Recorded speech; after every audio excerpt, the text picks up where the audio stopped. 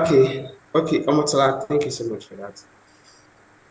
All right, so we are looking at the purpose of the review. As we all know, we've been considering talent is not enough, and beyond talent, we are actually looking at what are the other factors we should consider for us to be able to, give ourselves a better platform and also to make us a plus person. All right, then the other aspect is for us how talented individuals become teachable.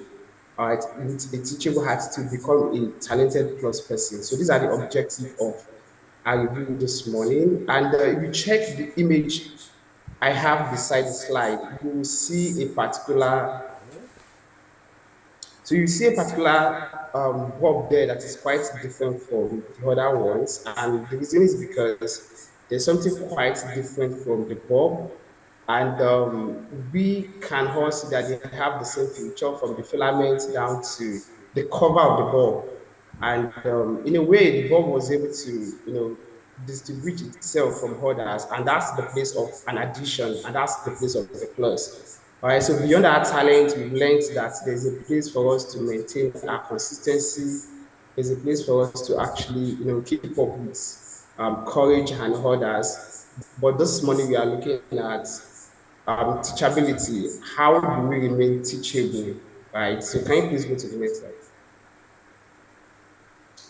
Okay, so before I go ahead to explain what teachability is all about, do we have anyone in the house that wants to explain to us what you understand by being teachable or teachability?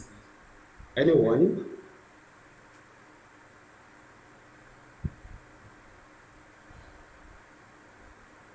Anyone?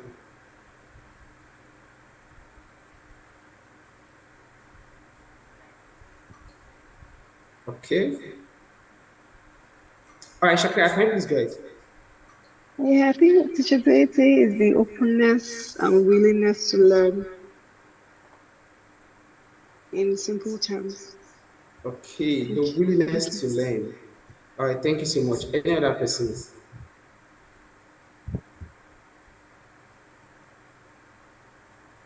All right, can you please go to the next slide? Okay, hi, Taiwo. So I think Tim's hand is up. Do you want to? Okay, Timmy, please go ahead. Oh yeah, so for me, I think being teachable is someone who is teachable, someone who looks at other people's opinion or external opinion, so to speak, as valuable learning tools. All right, thank you so much. So I had Shakira saying that it's the willingness to learn, and Timileni also saying being teachable, the person way they fit teach. Okay, that's giving it a whole liberal context. All right, thank you so much, Ayotele, for that. All right, so your willingness to learn, your willingness to open up to people and receive other people's opinion. So before I go ahead to explain what teachability is all about or being teachable, the explanation, it is very important that we should note that teachability is not so much about competence, right? It's beyond competence. It is something we build over time. And also it is not mental capacity as it is about attitude. Right, so we all have the ability to become teachable. We all have the ability to open ourselves to new things. So it's not majorly about our IQ or how much we know or our thinking capacity or our analytical skills, but it's majorly about attitude. So it is very important that we pay attention to the fact that it's less about competence and at the same time it has virtually nothing to do with our mental capacity, right? So your mental capacity comes on board when you start to dive into what you are learning, just to be able to understand what the topic is all about. But the attitude is what we are majorly focusing on this morning. Next slide, please.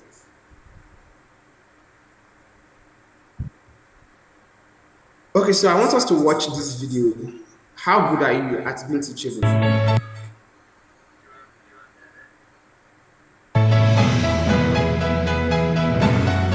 Hi, this is Don Howe, and the topic for this golden nugget is being teachable. James Allen said, Men are anxious to improve their circumstances, but they're unwilling to improve themselves. This is basically a continuation of yesterday, because improving yourself is another way of saying personal growth. Personal growth doesn't just happen. You've got to intentionally work on it. It's been found by experts who study personal growth and high-performance human behavior that people change mainly as a result of the books they read and the people they meet. Since these two factors have the most influence on the way that a person thinks, let me ask you this. What kind of books are you reading? And what kind of people are you meeting and associating with? Do you hang out with the eagles, or do you hang out with the turkeys? Do you spend time with the winners, or do you spend time with the losers? Do you have a plan each and every day to read something positive, to listen to something positive? If you do, then good for you. If you don't, then maybe these gold nuggets will be a good starting point. Since much of the knowledge that we possess came from other people at some point in our lives, part of our success depends on how much we're willing to learn from others.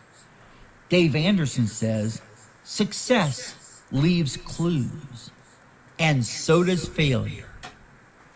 Success in life is something that can be learned.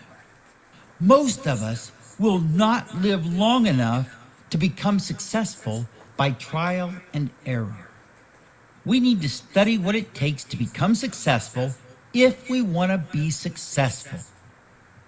Success can be reduced to a formula, and so can failure. Learn how to apply one and avoid the other, and I will be able to say that you are a winner, and given enough time, you will win. Yes, you are a winner.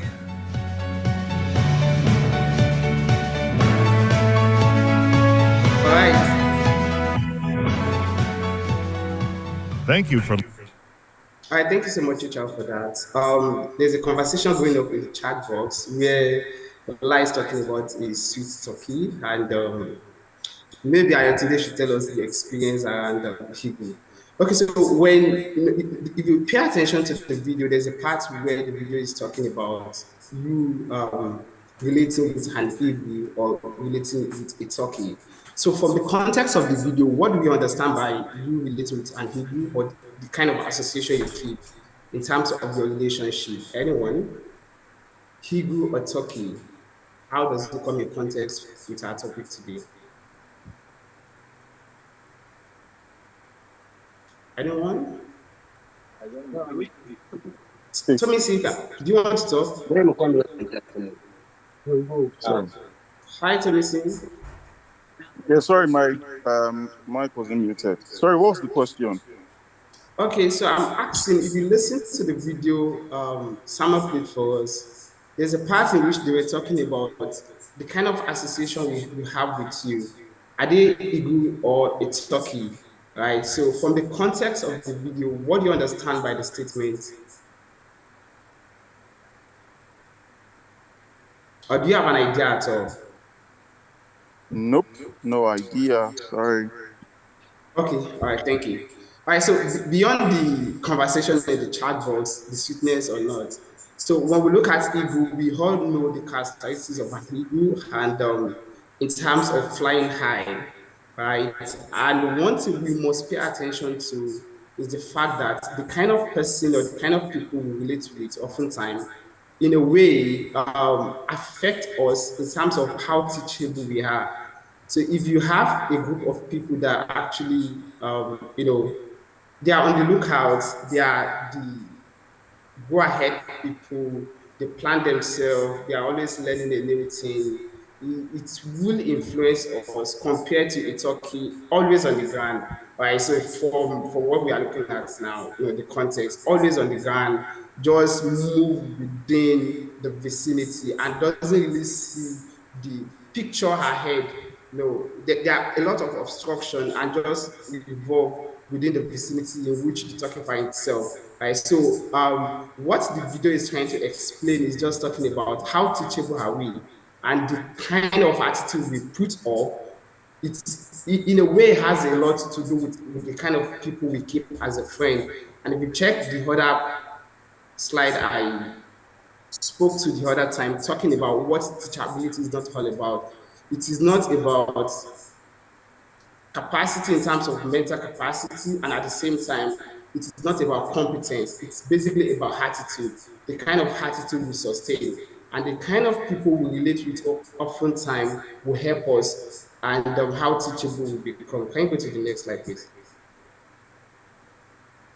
Okay, so what is teachability? What does it mean? It's practically about attitude, the kind of attitude that we sustain. All right, so if you check the first point, it is the willingness to learn, unlearn and relearn. All right, based on what Shakira said and Timile, how willing are you? So it is basically about how willing are you to learn. And peradventure, you've learned some things over time, and you get to see that there's a new trend per se, if I can use the word in context, or there's a new thing to learn that is contrary to what you've learned before now. There's a need for you to unlearn and at the same time relearn. So it's practically about attitude.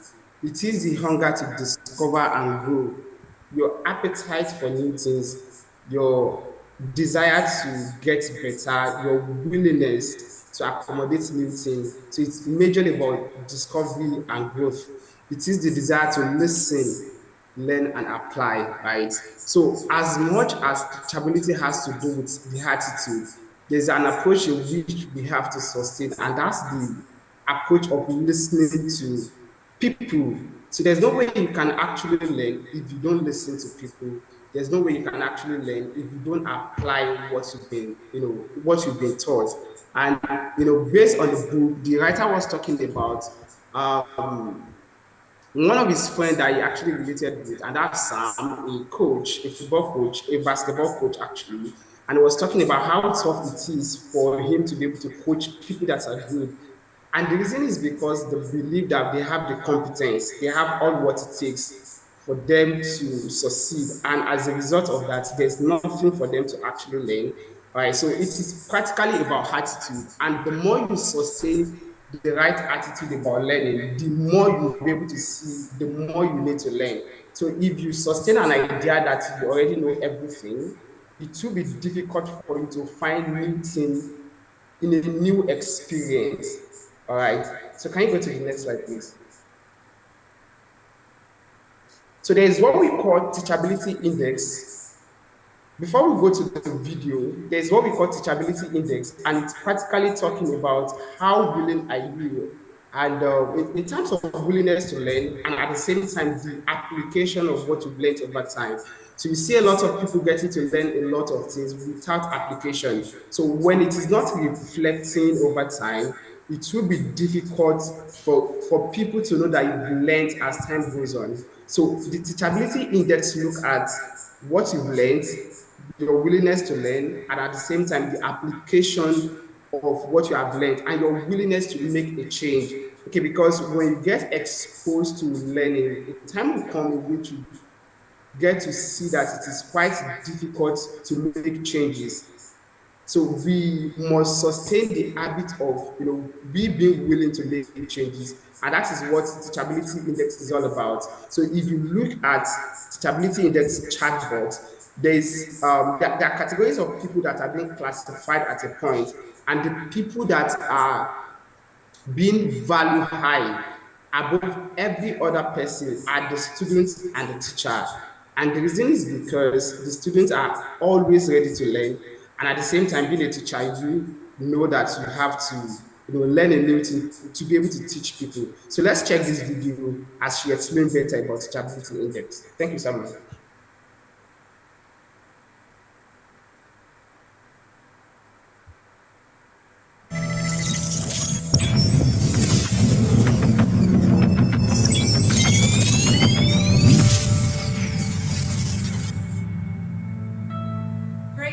My name is Sean Johnson, and I am a top leader in Trade Nation. And so, as always, I want to take a few minutes for us to invest in our success.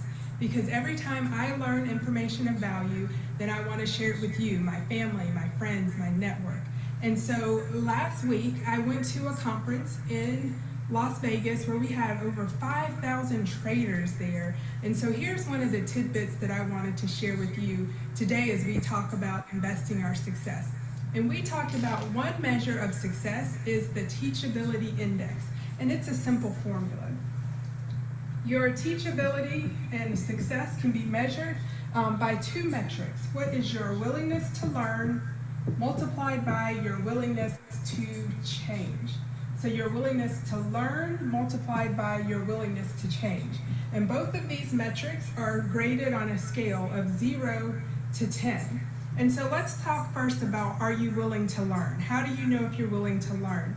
Some questions that you can ask yourself are, am I willing to give up my time in order to learn something new? Am I willing to give up money to learn something new? So time means, am I going to read the books, study the information? Time, am I going to buy any materials that would help me be successful? And will I invest in my education? And then there's also other considerations that you can do is, am I willing to give up something that I love?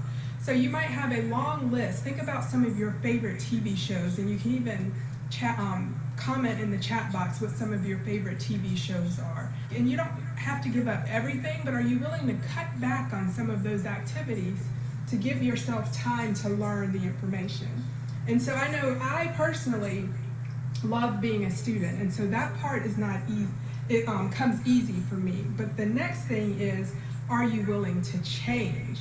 Are you willing to change? And so that means you've got to put some actions behind the things that you're learning to do. And so when I say that, you've got to put actions behind what you're doing. So as a trader, for example, I love learning, but what is this willingness to change going to do? That means not only do I spend time in our online academy learning about how to trade, but I've got to spend time marking the charts for myself, demo trading. And those are actions that are going to help me be successful. And so let's think about this if we were rating on a scale so that you can kind of bring the concept home. Let's say you love being a student as well and your willingness to learn is 9, but you're having a hard time following through with those actions. And so even though on a 10-point scale you have a 9, for your willingness to learn, if you have a willingness to change of only 2, that's going to equal 18. And in any educational system, a score of 18 out of a possible 100 points is going to be a failing grade. And so you've got to find some balance, and you've got to force yourself to get outside of your comfort zone so that you will be able to raise both your willingness to learn and your willingness to change score. You can find a mentor, and you really got to look within yourself and be honest with yourself with where you fall on these metrics so that you can get to where you want to be.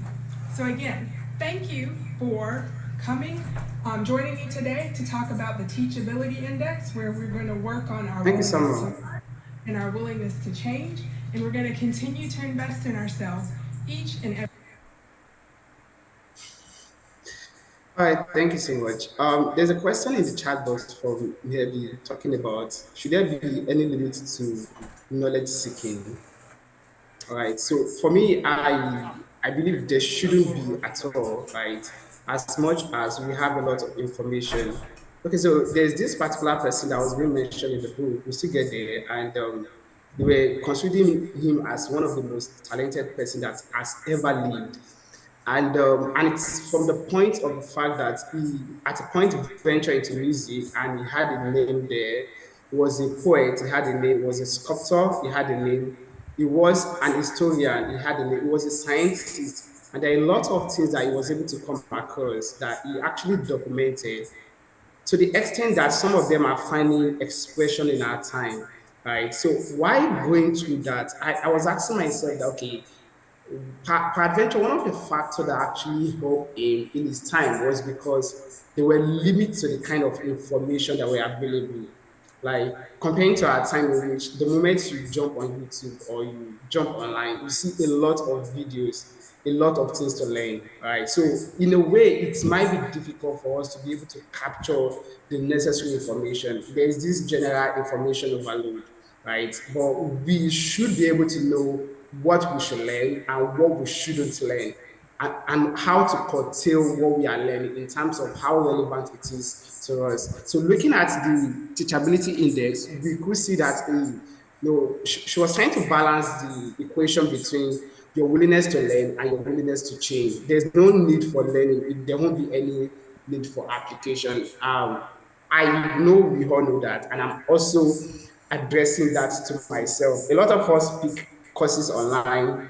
We've gotten certifications, and application is very important, right? So let's talk about what are the hindrances that we do encounter in a way to implement whatsoever we've learned. So can someone share with us, peradventure, what are the things you notice, or what are the hindrances to making changes after learning a lot of things over time? If anyone wants to talk to us? Anyone?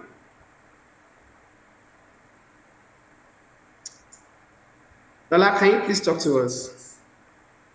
Okay, before I call Dere, Lola, what are the hindrances to learning and making change? Hi. Yeah, please go ahead. Hi. Good morning. I think I would say lack of willpower or discipline might be a hindrance to making the change that is required.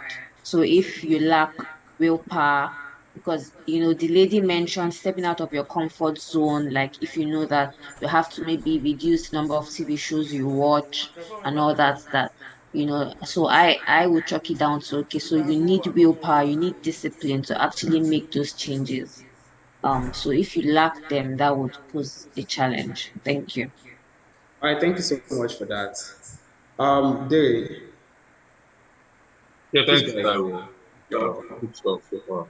I think I would say from a personal point of view, one of the hindrances that affects my learning process or trying to be able to the person is always resources, right? When I'm being taught something and I don't have the resources to sort of implement those things I've learned or to go above and beyond to become a master in that field of learning. It becomes a hindrance and like Lola said, willpower. That also plays an important role. When the resources are not available, you become so weak in terms of wanting to learn, in terms of wanting to develop yourself, and just yourself in the next 1 month, 2 months, it becomes to fade away, and you're no more enthusiastic as you were initially when you started. So, I would say willpower and also resources. Thanks. All right, any other person? Okay, so I want us to bring the conversation home, but before we go into that, we all know that Nigeria is a nation in which a lot of people, yeah, in a way, by statistics, as much as we have out of school students, and there are still people learning.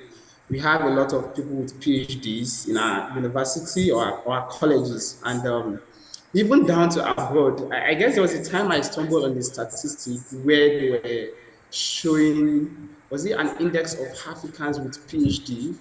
And it was like we had more numbers compared to other nations. I'm not too sure of the whole story, just kidding now. Right. So we are in this situation. We are still going to bring the conversation home, right? But we are in this situation as a nation in which we have professors, um, we have doctor holders, we have people with masters, but at the same time, we are not really seeing the change that we want. So we are looking at teachability, willingness to to learn a new thing, to learn, relearn, and unlearn, right? But at the same time, we have to see how we can make sure that we actually apply whatsoever we are learning to our context, to our day-to-day activity. So my question now is just a little discussion before we move into. My question now is, what is the problem? Is it in terms of resources from Derek's perspective?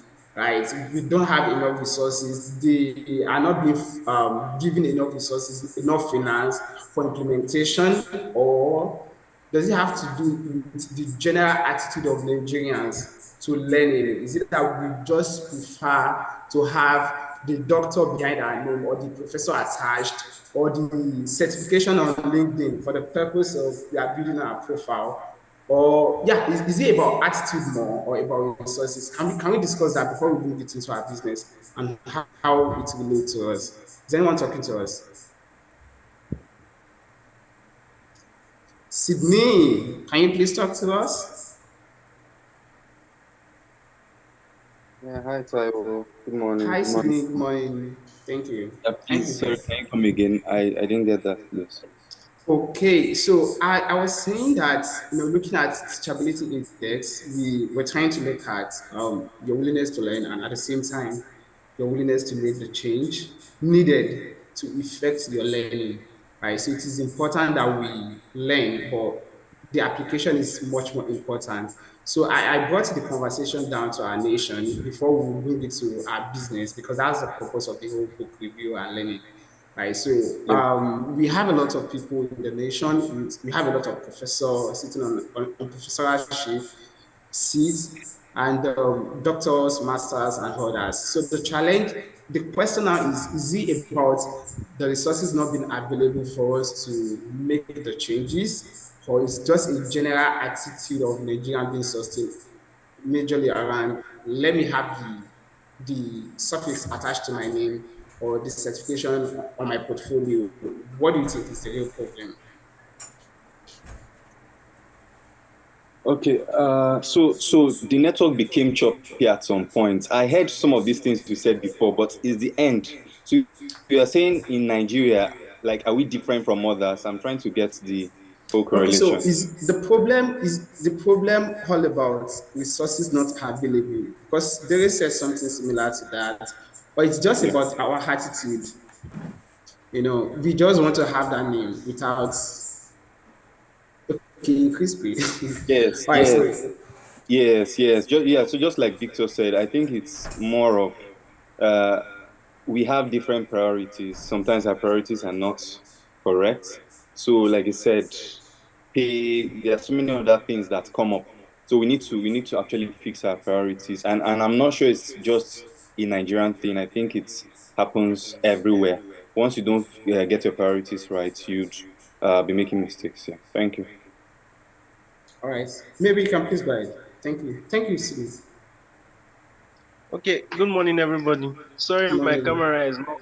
My network is bad. If I Please go got the ahead. question right, yeah, asking why would we have professors who don't do anything, right? Yeah, why we are not seeing the effect of the education? Okay, for me, I feel it's our, should I say, societal system. It's what we have grown to learn unconsciously. We have seen that it's not really about, for instance, let's say I'm an engineer. It's not really about I am an engineer and I did so thing, or I found out so thing, or I'm working on so thing. It's just I am an engineer. Do you know that guy? That guy, an engineer, he has 7 degrees. And let's say we the youth now, growing up, who have adopted that mentality unconsciously. I don't know where it started from, but for us, we just adopted it unconsciously, and we're just like, it's just to get that name. You don't really need to do anything. If I have masters, BSc, another degree, and plenty names behind me, then the society will just automatically respect me, and that respect will automatically just bring me positions in places in the society. So that is what causes the problem. Nobody really wants to do anything anymore. They just want to have the name and finish. All right, thank you so much. Can we go to the next slide? So the essence of bringing the the essence of bringing the conversation is just for us to be able to, to hack the impact of our learning on our career and also in terms of our talent. So there's no need for us to actually give a lot of time into learning when we are not really ready to make the change. So from the explanation from the video, teachability index is basically your willingness to learn versus or times your willingness to accept change. Can you please go to the next slide? Okay, so we have a question being asked in the book that who is the most talented person who ever lived? How will you even pick your criteria? Right, but at the same time, we will be answering the question if anybody has an answer for us. So, what talent will you use? What creativity? Is he an athletic prowess or a musical ability? Is he in terms of business acumen or artistic mastery?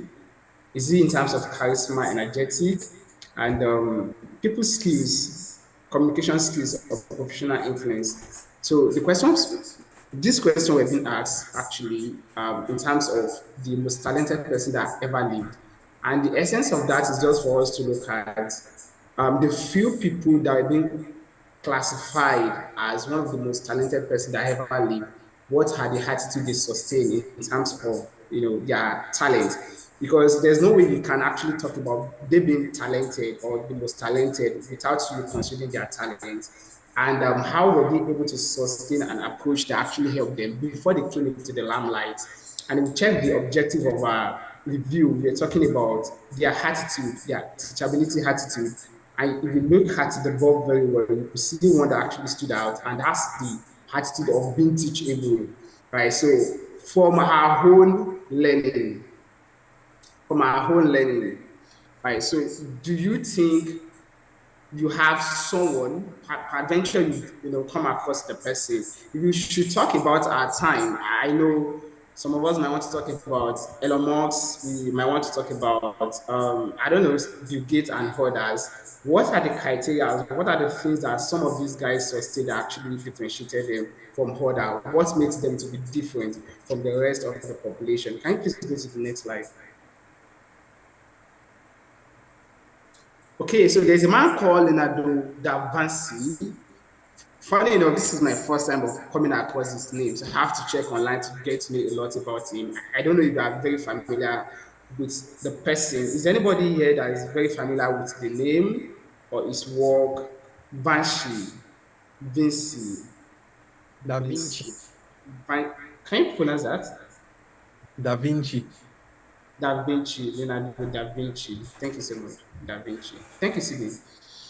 So, Sydney, do you want to talk to us about, or Ayotide, since you are familiar with the name? Okay, yeah. What do you know about the person? Let Ayotide go first, please. Thank you. All right. I don't know the guy, I just know his name.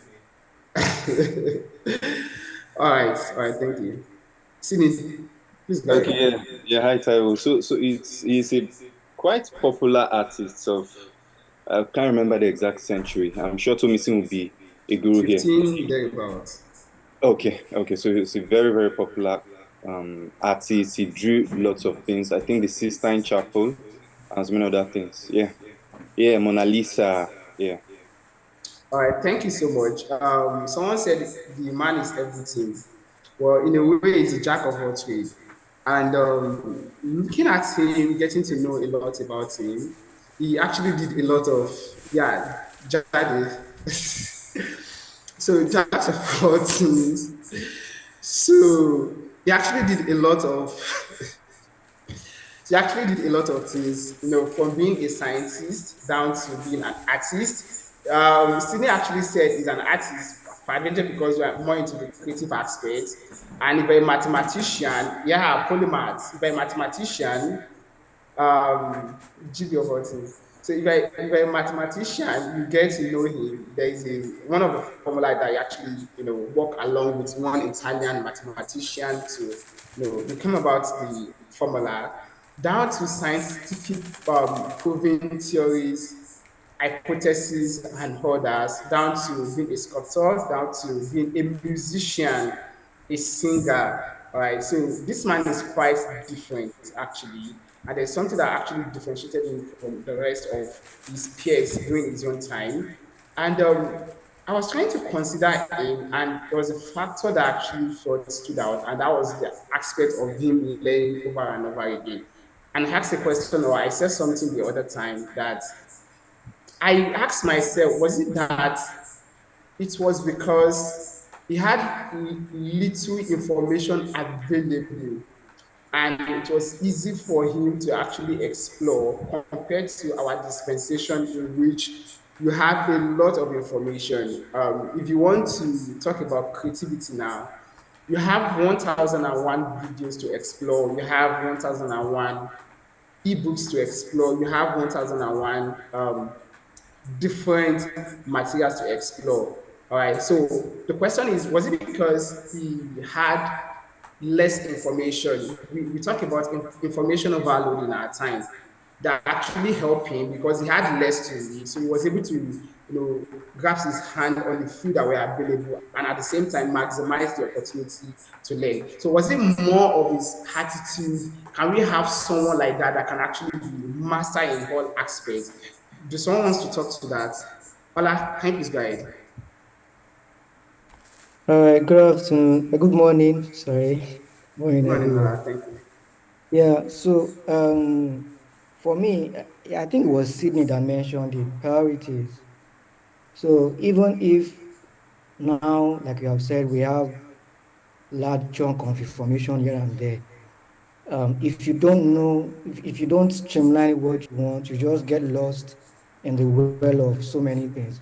So, well, we could say that during his time, we don't have that volume of stuff, yes, but it doesn't change the fact that what he achieved then, anybody now can still achieve it. It's just that now you have to be more, you have to streamline what you want, you have to set your priorities right. This is what I want to do, and I don't want to go, I don't want to expand, I don't want to stretch myself beyond it. And if you do that, when you are searching for information, it helps you to keep yourself focused, not just get lost in, information here and there. All right, thank you so much, Ola. Actually, you can go ahead, please. Okay. So I think in his time, there's probably not a lot to do, and this is not an insult, right? There's probably not much to do as unlike what we have today. Again, you mentioned that there's so much information going around, and even with the information, people are still drilling out information from information, right? So I think first of all, not a lot of people. I mean, there's not much to gun for in those days, right? Just do your simple thing, live a simple life, right? And so someone just decided, I can dig deeper. That's one. I remember watching a newspaper review yesterday, and someone said, I can't remember his name now, the person that discovered River Niger, or the person they attributed to have discovered River Niger. I can't remember the name. Name has slipped my mind. But the question the person now asked that, how could the person have discovered River Niger? First, it was not in Nigeria, it was not in that area, right? And I'm sure that when he discovered there were other people there, people just did not talk about it, right? But again, they claim that he was the one that discovered River Niger. And I like it because in the conversation around Leonardo da Vinci, first of all, there was really not much information going around. So he took his time, dig deeper. But he said something instrumental, which was, we all learn, all the things he achieved were just basically taking what people have learned and have gotten stuck or maybe abandoned, and then he went deeper, right? All right, thank you so much, Araceli. Can we go to the next slide?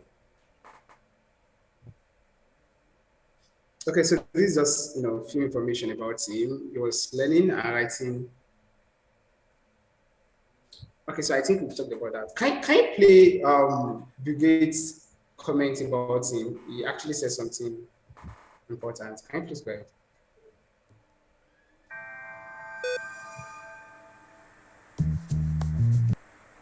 Most of Leonardo books are in the art domain.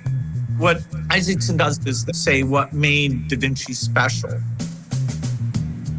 It casts his life in the broad sense by doing it chronologically. He explains why things flourished, how Da Da Vinci was really so unique. Leonardo would write about different topics, how rivers flowed, or the symmetry of wings. Flight really fascinated him. He always wanted to build some artificial flying machine. He understood things that other people didn't figure out for hundreds of years. And so he wrote all of his observations in these notebooks. And all these notebooks, thank God they weren't thrown away. Some were lost, but a lot are preserved to this day, including a small one that I own called the Leicester Codex, which means notebook. The rest are in European museums. This idea of visualizing things, being able to draw it out and then talk about the phenomena, that's in all of these notebooks. And so they're unbelievable contributions to science. Da Vinci, his whole life, was most satisfied by scribbling and trying things out. If you study things, a lot of things make sense. Whenever Da Vinci would get stuck, he had almost no peers.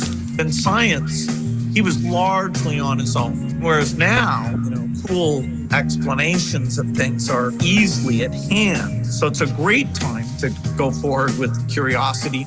Walter talks about, hey, his human mind is not of a different character than yours. Therefore, have fun with your curiosity. It's amazing how once you figure out one thing, that helps you understand the next thing. And then, the whole thing makes sense. I love it when it works that way.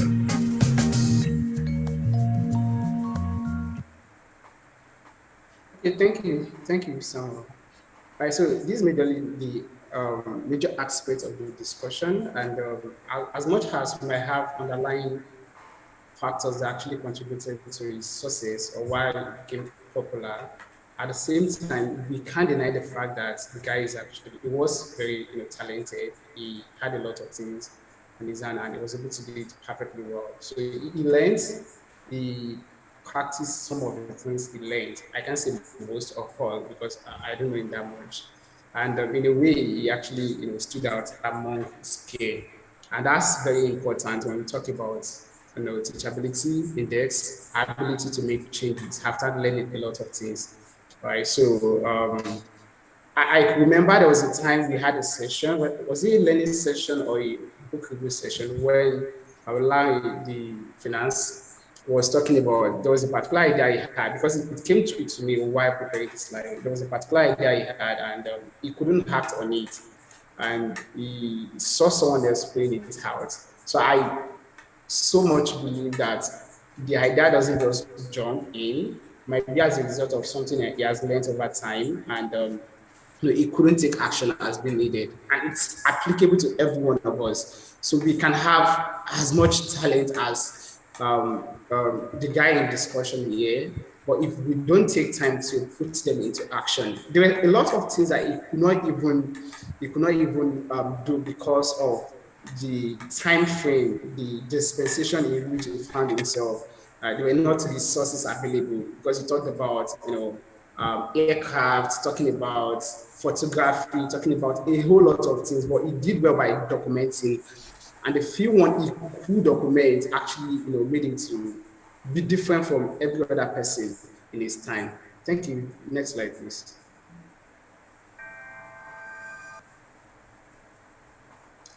Okay, so there is something we call teachability tools.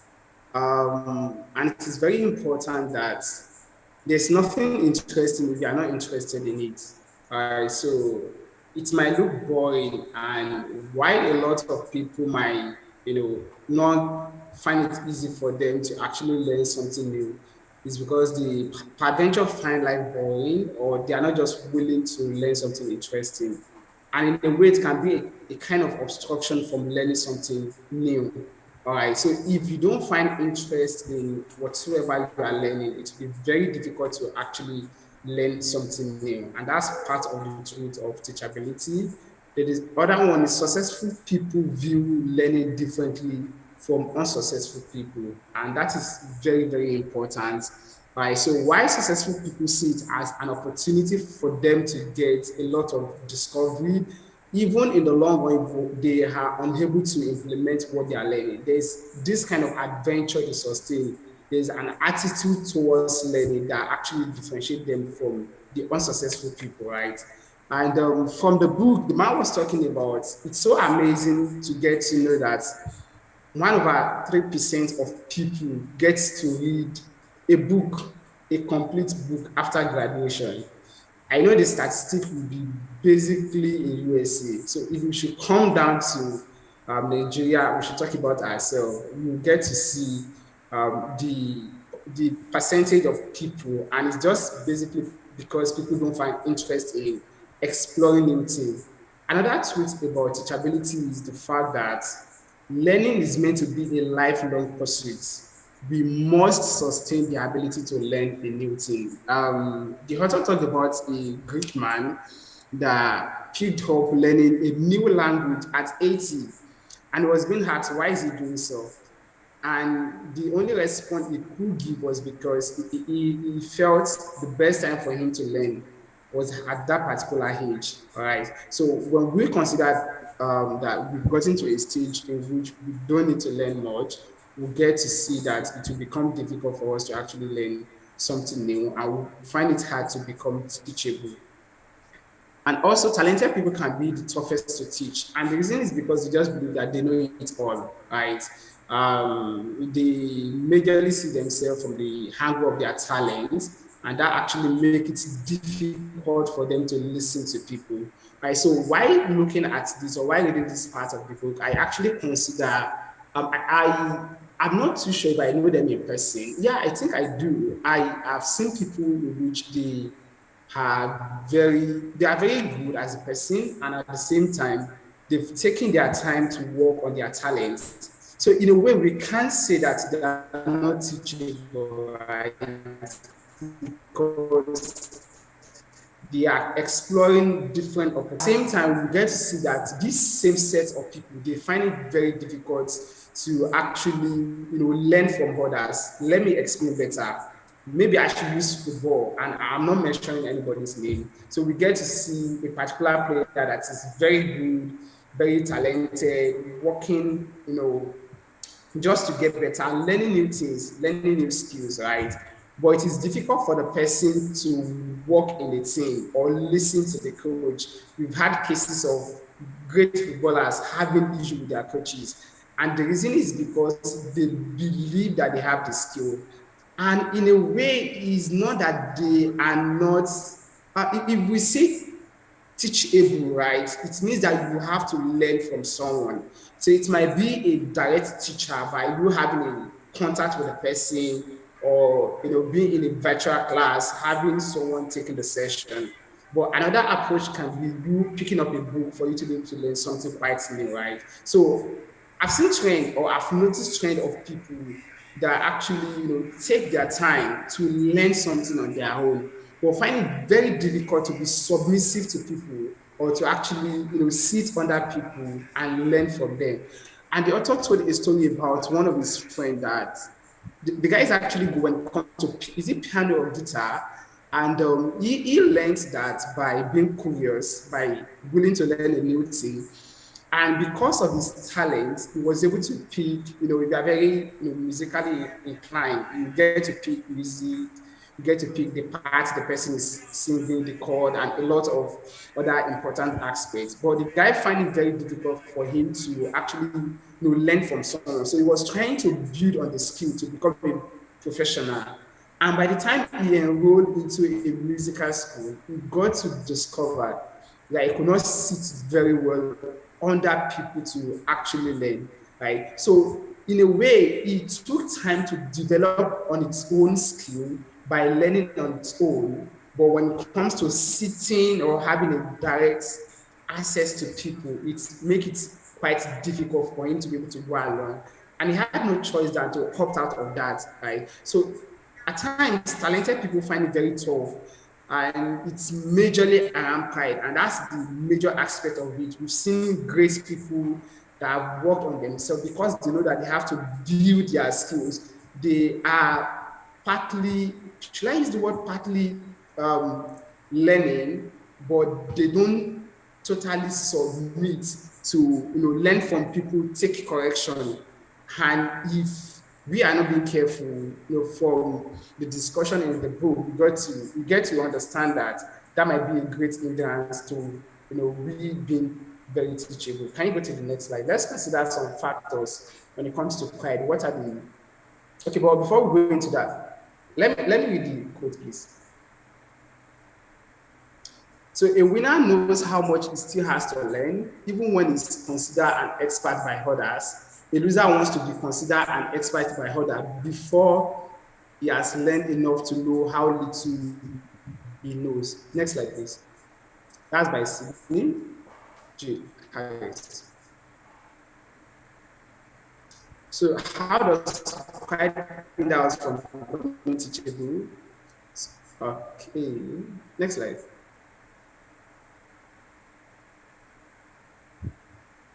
Next slide. The effect of, okay. So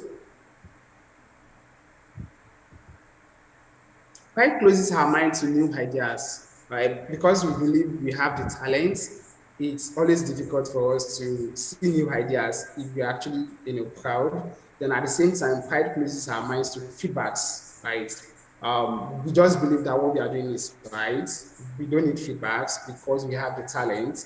And pride also prevents us from admitting mistakes, even when we are wrong, even when we are learning the wrong thing, even when we are, not doing the right thing, but because we are proud and because we have the talent, in a way, it's hinder us from accepting or admitting our mistakes. Can you go to the next slide because of that time? Okay, so how do you overcome a pride problem? Next slide.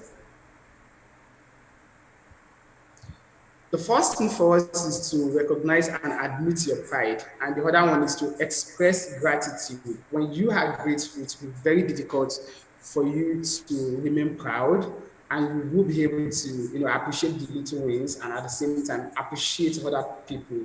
Then the last one is to laugh at yourself. There's this general common saying in Nigeria that you can't shame the shameless, right? So because you laugh at yourself, you just believe that nobody's indispensable, right? So in a way, there's a way to actually keep us to remain, humble and ready to learn from people. Next slide, please. So blessed are they that laugh at themselves, for they shall never cease to be entertained. So when you make jest of yourself, when you are being corrected, when you want to learn from people, it will be very easy for you. Right? It will be very easy for us. So how do we become more teachable? Talent plus teachability make us, to be a plus person. How do we pursue this? Let's just watch this video and see how we end up the conversation.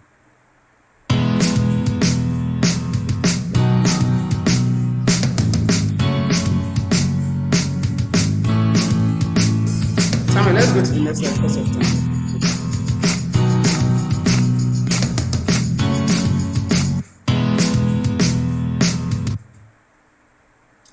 Okay, so for us to remain teachable or to build up on how teachable we must learn to listen. We have to learn to listen to people. Then at the same time, we have to understand the learning process, look for and plan a teachable moment. How do you want to acquire new knowledge? You have to outline that, make your teachable moments count, and ask yourself a sincere question. Am I really teachable? So from the feedback of the question, it will be very easy for you to be able to know whether you are teachable or not. Next slide. Okay, so thank you so much. Do we have question from anyone? Addition of feedback.